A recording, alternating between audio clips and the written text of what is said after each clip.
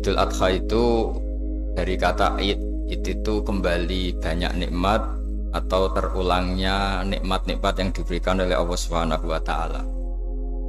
Kemudian Al-Adha ini banyak yang mengatakan terkait dengan ibadah penyembelihan kurban, disebut Idul Adha atau Idul Kurban. Saya cerita sedikit tentang sejarah Idul Adha. Dulu ada seorang malaikat yang menjelma sebagai manusia dan beliau ini komunikasi dengan Nabi Ibrahim. Sebelum saya cerita jauh, saya katakan juga saya ingatkan lagi bahwa cara berpikir kita sebagai mukmin itu harus berpikir awalal khilqah. Awal kita dijadikan oleh Allah Ta'ala, yaitu Nabi Adam materinya dari tanah, nyatanya bisa jadi Nabi Adam. Kita dari sperma, nyatanya bisa jadi manusia dengan konstruksi yang sempurna. Dengan cara seperti ini nanti bayangkan kekuasaan Allah yang tidak terbatas menjadi mudah. Saya teruskan, si malaikat tadi tanya ke Nabi Ibrahim, saya minta kambing kamu. Oh ya, silahkan, asal kamu melantunkan kalimat tasbih. Terus dibaca tasbih, indah sekali, merdu. Terus bisa minta tambahan kambing? Ya, sampai beberapa kali. Demi Allah, ini baru kambing, baru hewan. Andaikan anak saya pun kalau demi Allah saya kurbankan. Singkat cerita, versi riwayat ini, suatu saat Nabi Ibrahim diuji dengan dimintanya anak untuk dikurbankan. Ketika beliau atas nama seorang bapak agak keberatan, terus diingatkan ulang oleh Allah Ta'ala, janji beliau, demi Allah, anak pun saya kurbankan. Walhasil akhirnya beliau melakukan itu. Dan karena Allah hanya menguji, tidak niat betulan supaya anak itu disembelih, akhirnya diganti oleh kambing. Jadilah tradisi kurban itu pakai kambing. Kemudian secara fikih ada padanan-padanan yang cukup menggantikan kambing, yaitu ada sapi, ada unta, dan seterusnya dan seterusnya. Yang menarik dari sekian referensi yang saya baca, dan ini harus disosialisasikan lah.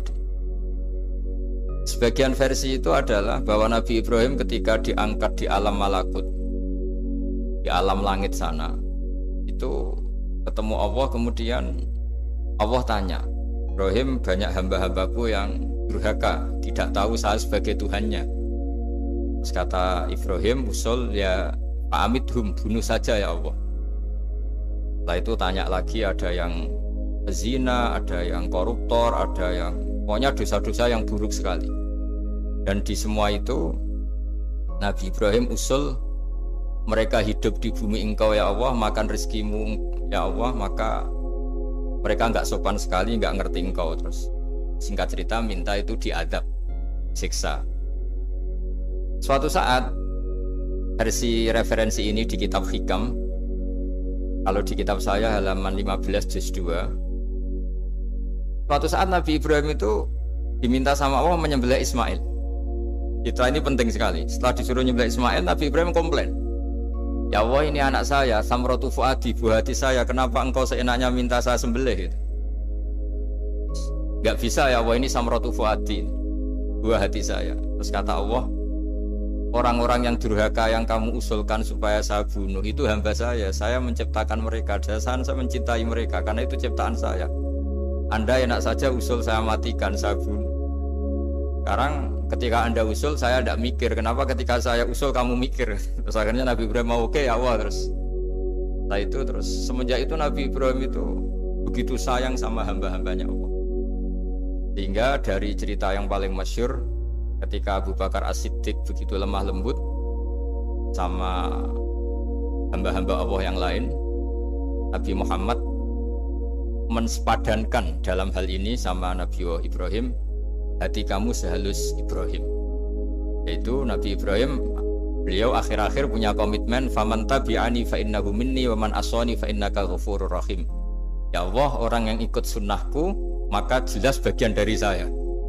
Dan yang sedang durhaka, waman asoni, saya harapkan fa innakal ghafurur rahim, engkau maha pengampun, maha penyayang. Semenjak itu menjadi sunnatan mutaba'ah bahwa agama ini agama rahmatan lil alamin, bahwa melihat kemungkaran, melihat kebodohan, ketimpangan, itu komitmen kita ini membenahin, bukan menghabisin. Melihat kesalahan, komitmen kita ini in uridu ilal islaha mastata'tu. Komitmen kita ini ingin lebih baik, bukan mengacaukan dunia ini. Semenjak itu terus syariat-syariat Islam disebut anit tabi millata Ibrahim Hanifa, bahwa kita mengikuti millahnya Ibrahim. Sebab itu kemudian setelah ini menjadi sunnatan mutaba'ah, bahkan banyak ulama yang berpendapat ketika Rasulullah SAW Mi'raj, itu dari sekian Nabi Ulul Azmi yang gak ketemu itu Nabi Nuh. Nabi Nuh alaihissalam, padahal termasuk Nabi Ulul Azmi. Itu banyak yang menganalisis karena Nabi Nuh itu pernah berdoa, Rabbi la tadhar alal ardi minal kafirina dayar. Nabi Nuh adalah Nabi yang pernah cara Jawa masuk no kaumnya, mendoakan buruk sama kaumnya, dan itu tidak manhaj, tidak metode yang Nabi Muhammad disuruh ikut metode itu, tapi Nabi disuruh ikut manhaj atau pola sosiologi, pola dakwah atau pola sosial yang harus mengikuti Nabi Ibrahim anit tabi millata Ibrahim Hanifa. Nabi Ibrahim itu orang yang sangat lemah lembut, yang ngendikan faman tabi'ani fa innahu minni wa man asani fa innaka ghafurur rahim. Sebab itu teman-teman yang di Kanada, yang di mana-mana, kita ngikuti status ilmu hakikat.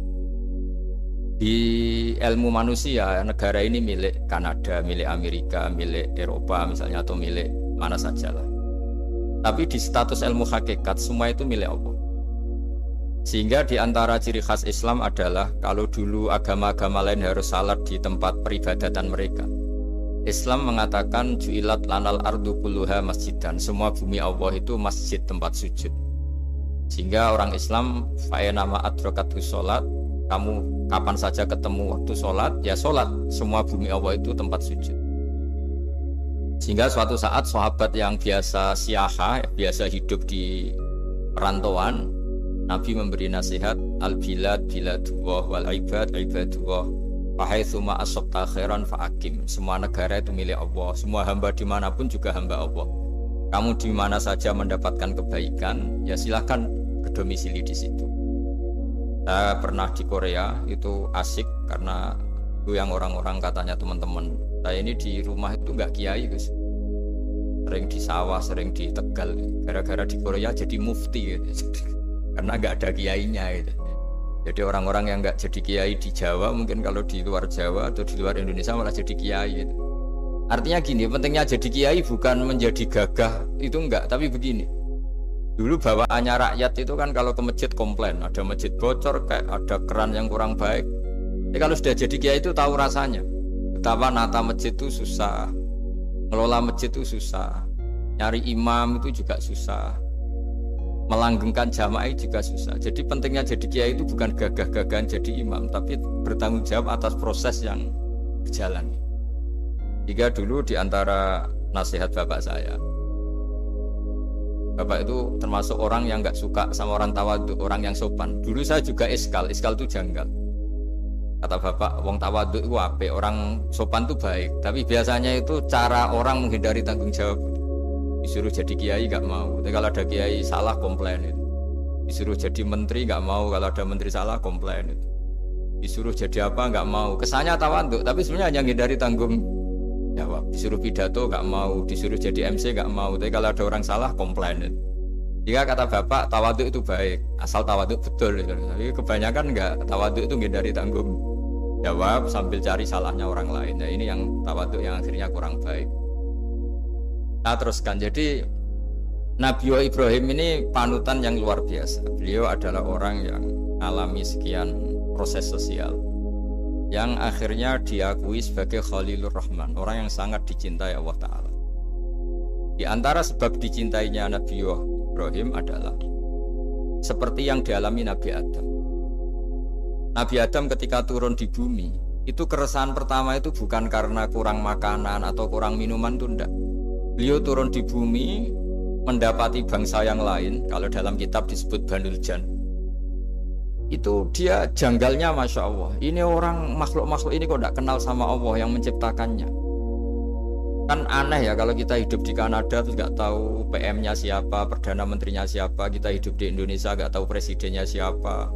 Itu kan aneh. Kita hidup di kampung nggak ngerti lurahnya siapa aja aneh. Ini hidup di buminya Allah kok nggak tahu Allah itu siapa. Nggak pernah menyebut Allah. Padahal harusnya yang paling dikenal pertama itu ya zat yang menciptakan kita, menciptakan langit bumi dan sebagainya. Sehingga beliau itu brutu itu komplain. Ya Allah, ini enggak fair dunia ini, engkau yang menciptakan, engkau yang memberi rezeki, kemudian mereka tidak kenal engkau. Ini kata Nabi Adam alaihissalam. Barokahnya komplain itu, jadi komplain itu yang diridhoi Allah juga banyak. Akhirnya Allah meridhoi Nabi Adam, dosa-dosanya, salahnya itu diampuni. Ya ukuran seorang Nabi, beliau dianggap salah itu diampuni, karena keresahan beliau itu takut Allah enggak dikenal. Masjid yang di Kanada, di Montreal juga ketakutan kita ini jangan sampai orang Islam tidak punya tempat ibadah. Meskipun setelah punya tempat ibadah, ketakutan kita jangan-jangan ibadahnya tidak sesuai sunnah Rasul. Setelah sesuai sunnah Rasul kita takut lagi, jangan-jangan memaksa sesuai tapi karena ingin benar. Dan setelah ingin benar, takutnya secara tasawuf ngimani kebenaran itu, bukan ngimani rahmatnya Allah tapi ngimani kebenaran itu. Akhirnya jadi ujub. Ujub itu bangga amal diterima karena kebaikannya, bukan karena fadlnya Allah, karena anugerah. Nah ketakutan-ketakutan ini khas orang soleh. Orang soleh itu kalau gak sholat takut, setelah sholat takut gak sesuai syarat rukun. Setelah sesuai semua takut iktimat alal amal, membanggakan kebenaran, tapi bukan membanggakan luasnya rahmatnya Allah Ta'ala. Sehingga di luar ilmu fikih ada ilmu namanya ilmu tasawuf, ilmu yang mengelola hati. Jadi ibarat orang itu, kalau yang paling masyhur dalam cerita-cerita orang sufi, ada orang sudah masuk surga karena tidak pernah dosa sama sekali. Ini cerita-cerita yang melegenda di dunia tasawuf. Tanya Allah, kenapa kamu masuk surga? Karena saya taat terus ya Allah, nggak pernah maksiat sama engkau. Berapa lama kamu hidup di dunia? 80 tahun. Ya sudah, karena taat kamu 80 tahun, ya surga kamu 80 tahun. Ya komplain, ya Allah katanya surga selamanya, kenapa ini hanya 80 tahun? Yang selamanya itu rahmat saya. Kalau amal kamu kan terbatas 80 tahun, maka balasannya hanya 80 tahun. Nah semenjak itu beliau sadar, oh ya Allah, masuk surga itu fadlmu, anugerahmu, amal saya tidak ada bandingannya dengan surgamu. Nah ini jadi sehingga keyakinan ahli sunnah wal jamaah diantara ciri khasnya adalah masuk surga itu karena fadlnya Allah, karena anugerahnya Allah. Maksudnya itu oke, kita amal, tapi amal kita tetap terbatas, tidak memberi kontribusi pada kerajaan Allah, pada kedikjayaan Allah sebagai Tuhan. Yang tidak terbatas adalah fadlnya Allah Subhanahu wa Ta'ala. Nah, keresahan-keresahan ini kemudian yang diwariskan oleh para nabi ke ulama-ulama. Di keresahannya ulama itu mirip-mirip keresahan nabi. Nabi dulu itu sampai dakwah, sampai sosialisasi kebenaran itu takut Allah itu la yuzkaru fi mulki, Allah tidak disebut, tidak menjadi aktor. Kan tidak fair kita misalnya nempat di negara orang terus nggak tahu duta besarnya siapa, terus kalau ngurus paspor di mana, ngurus visa di mana. Ini sama, kita hambanya Allah tapi nggak pernah ngurus status kehambaannya. Harusnya kita ngurus status kehambaan kita dengan sholat, berarti kehambaan kita hidup. Dengan baca tasbih berarti kehambaan kita hidup. Makanya dalam sebuah ayat disebutkan masuk surga itu gampang, yang susah itu kamu masuk status kehambaan itu. Makanya disebut ya aja Tuhan nafsul mutmainnah irji'i ila rabbiki radiyatan mardiyah. Pertama apa? Fadkhuli fi ibadi. Kamu harus masuk status sebagai hambaku dulu, baru wadkhuli jannati, baru kamu masuk surga. Jadi orang boleh nikmati fasilitas negara lain kalau visa paspornya disahkan. Orang boleh masuk surga kalau status kehambaannya disahkan oleh Allah Subhanahu wa Ta'ala. Nah, lalu status kehambaan itu dimulai dari mana? Secara fisik kita sujud. Anggota tubuh yang begitu terhormat namanya kepala, kita tundukkan kepada Allah Ta'ala. Hati kita, akal kita yang ingin menguasai dunia misalnya, ambisi itu kita kalahkan untuk hanya tunduk kepada aturan-aturan Allah Subhanahu wa Ta'ala. Kekhawatiran kita akan menghadapi alam akhirat, nah ini yang penting. Nanti setelah kita mati kayak apa, jadi debu, jadi tanah, lalu bangkit kita gimana? Sebagaimana mukadimah saya, ingatlah an-nas'atil ula. Ingatlah penciptaan pertama, bahwa Allah punya reputasi menciptakan Nabi Adam dari tanah, dan di tubuh Nabi Adam itu tersimpan calon generasi berikutnya ila yaumil qiyamah. Kayak apa susahnya bikin Nabi Adam kalau andikan kita boleh berpikir. Bikin satu master manusia yang akan melahirkan manusia seluruh dunia. Ibaratnya chipnya itu sudah ada di punggung Nabi Adam, dan itu materinya dari tanah. Dengan berpikir gitu, maka ketika kita meninggal sudah jadi tanah, kembali lagi jadi manusia adalah hal yang mudah, karena Allah punya reputasi menciptakan manusia super, yaitu Nabi Adam dari tanah. Jika setiap kali kita iskal janggal terhadap kekuasaan Allah, kata Allah Ta'ala, qul yuhihal ladzi ansha'aha awwala marrah. Kalau kamu janggal terhadap kemampuan saya, kemampuan kami menghidupkan tulang belulang yang sudah rapuh, sudah hancur, maka ingatlah reputasi saya, kata Allah, reputasi kami menciptakan Adam dari tanah. Ya, para nabi itu, ini semoga teman-teman yang di Kanaja masih ingat betul iman yang dilatih para guru kita di Jawa, di Indonesia.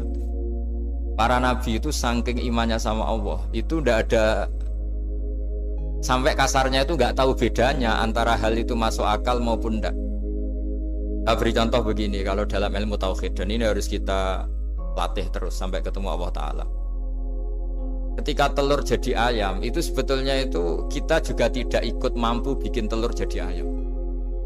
Tapi berhubung sering terjadi, kita bilang telur jadi ayam itu mungkin. Mungkin itu ya mungkin sering terjadi. Padahal sering terjadi ini juga tidak yang jenis kita ikut berkontribusi. Lalu ketika sering terjadi ini kita bilang itu mungkin. Padahal saat kita bilang mungkin, juga hakikatnya kita tidak ikut menciptakan telur menjadi ayam. Lalu karena seringnya telur jadi ayam, kita bilang telur jadi ayam itu mungkin. Mungkin itu gak mukhal. Begitu juga bebijian, nanti jadi pohon besar yang rindang, yang berbuah, kita katakan mungkin. Kenapa kita katakan mungkin? Karena itu sering terjadi. Toh kita pun tidak ikut menciptakan biji jadi pohon besar, telur jadi ayam. Artinya apa? Zaman sesuatu itu sering terjadi, kita pun sebetulnya tidak pernah ikut menciptakan. Hanya menyaksikan sering, terus kita bilang itu mungkin. Tapi kita tidak memberi kontribusi sama sekali. Semua itu karena kudrohnya Allah, kemampuan Allah. Lalu ketika ada orang yang bilang batu ini bisa melahirkan unta, kita bilang mukhal, batu itu tidak mungkin melahirkan unta. Tapi kalau seorang nabi itu nggak tahu bedanya antara batu melahirkan unta dengan indukan unta melahirkan unta. Karena nabi-nabi itu makomnya sudah sangat tinggi. Ketika unta induk melahirkan unta juga tidak atas kemampuan unta induk. Unta induk tidak punya kemampuan menciptakan unta. Juga karena kudrohnya Allah Ta'ala. Jika kalau batu mengeluarkan unta juga mungkin kalau Allah menghendaki. Hingga ketika Nabi Soleh diminta kaumnya, apa bukti engkau Nabi? Tunjukkan ayat kalau engkau Nabi. Yang kamu minta apa? Seekor unta keluar dari batu besar ini. Nabi Soleh dengan entengnya berdoa sama Allah dan keluarlah unta keluar dari batu. Nah itu makom yang paling tinggi. Makom paling tinggi itu kita mendudukkan Allah sebagai zat yang tidak terbatas kudrohnya. Jika para nabi itu terus punya mukjizat. Nah, mukjizat itu mengingatkan ulang bahwa Allah itu tidak terbatas kemampuannya. Bagaimana unta keluar dari batu besar zaman Nabi Soleh, zaman Nabi Muhammad air keluar dari jemarinya Rasulullah SAW, Nabi Ibrahim dibakar tidak mempan, tetap sehat, tetap bugar. Karena semua ini sebagai bukti bahwa kudrohnya Allah tidak terbatas. Iman-iman seperti ini harus kita jaga. Apapun rasionalitas kita, dan meskipun kita selalu rasional, tetap menyisakan iman bahwa kudroh Allah itu tidak terbatas. Sehingga ketika ada cerita kematian orang soleh itu ditangisi langit dan bumi, kita tidak usah iskal, tidak usah janggal. Masa bumi bisa menangis? Karena kita yang sekarang bisa nangis adalah materinya dari tanah, materinya dari bumi. Terus iman ini kita jaga sehingga kalau kita yasinan masih ingat Allah kalau mengingatkan kudrohnya yang tidak terbatas, manusia disuruh ingat qul yuhyihal ladzi ansha'aha awwala marrah. Kamu harus ingat bahwa Allah itu yang menghidupkan kamu, menghidupkan semuanya ketika kamu belum menjadi seperti ini. Jadi intinya itu kita ingat meskipun telur itu lazim jadi ayam, tetap tidak karena kudrohnya ayam itu, tapi karena kudrohnya Allah. Indukan unta melahirkan anak unta juga bukan kemampuan indukan unta, karena ini juga makhluk yang lemah, tapi juga kemampuan Allah Subhanahu wa Ta'ala. Jika dengan demikian kita termasuk hamba Allah sesuai target yang diingatkan Allah. Falamma tabayyana lahu qala a'lamu annallaha ala kulli syai'in qadir. Hamba Allah yang baik adalah hamba ketika menyaksikan fenomena apapun, semua itu lita'alamu annallaha ala kulli syai'in qadir wa annallaha qad ahata bi kulli syai'in ilma. Apapun di alam raya ini, semuanya itu bukti bahwa Allah ala kulli syai'in qadir, Allah kuasa dan Allah meliputi semua makhluknya dalam pandangannya, dalam pantauannya. Jadi saya mohon teman-teman yang di Montreal, yang di Kanada, juga dimanapun harus ingat status hakikat bahwa al-bilad biladullah wal ibad ibadullah fahaitsuma asabta khairan fa'aqim. Negara hakikatnya milik Allah, semua hamba juga milik Allah. Di mana saja kamu berada dan menemukan kebaikan, silahkan hidup di situ. Tentu dengan sosialisasi yang baik, baik dengan non-muslim maupun dengan muslim, karena Allah mengajarkan wa qulu linnasi husna. Ajaran Islam adalah rahmatan lil alamin, rahmat bagi semua. Tentu tidak henti-hentinya kita menjelaskan kebenaran yang diinginkan oleh Allah Subhanahu wa Ta'ala. Saya kira demikian karena saya juga ini di sini sudah malam. Jadi saya mohon maaf mungkin tidak bisa ikuti tanya jawab karena di sini sudah malam, malah kita habis takziah saya karena ya ada mas saya yang sudah sepuh sekali wafat, terus tadi barusan datang. Jadi mohon maaf tidak mengikuti acara mulai pertama. Tapi saya mohon ayat-ayat Quran yang saya terangkan tadi bahwa untuk mensifati Allah kudrohnya tidak terbatas. Ingatlah bahwa kita yang secerdas ini, yang sehebat ini, kita semua manusia yang cerdas begini, matanya bisa melihat, hatinya bisa merenung, otaknya bisa berpikir cerdas, itu dari materi tanah. Dan Allah mampu. Allah bisa bikin orang miliatan gini dari satu orang manusia namanya Nabi Adam. Kayak apa susahnya bikin konstruksi Nabi Adam kalau boleh dibahasakan. Dan itu Allah punya reputasi mampu. Dengan cara seperti itu kita akan gampang iman bahwa kita setelah meninggal dan menjadi tanah, ya sama seperti kita masih hidup. Zaman kita hidup ya tidak tahu cara kerja jantung kita, nafas kita, uratnya gimana, terus sistem tubuh. Meskipun ilmu medis ngerti mengurai itu, tapi tetap saja hanya ngerti, tidak menciptakan. Yang menggerakkan jantung, organ tubuh kita tetap Allah Subhanahu wa Ta'ala. Dia yang Al-Fa'idul Mukhtar, dia yang semuanya mengendalikan kita. Artinya zaman kita hidup pun sebenarnya kita yang tidak mengendalikan kita. Nafas kita ya dalam kendali Allah, ikhtiar kita dalam kendali Allah. Sama setelah kita mati juga dalam kendali Allah. Ya guru-guru kita semuanya melatih inna sholati wa nusuki wa mahyaya wa mamati lillahi rabbil alamin. Hakikat ibadah kita, hakikat hidup kita, hakikat mati kita, semuanya tidak dalam kendali kita. Semua itu dalam kendali Allah Ta'ala. Dengan demikian terus kita insya Allah ingin jadi hambanya dulu. Baru setelah jadi hambanya, baru sah menjadi ahli penghuni surganya. Wadkhuli fi ibadi, baru wadkhuli jannati. Masuklah berstatus sebagai hambaku, baru engkau kalian semua layak menjadi penghuni surgaku. Mohon maaf atas semua kesalahan. Billahi taufik. Wassalamualaikum warahmatullahi wabarakatuh.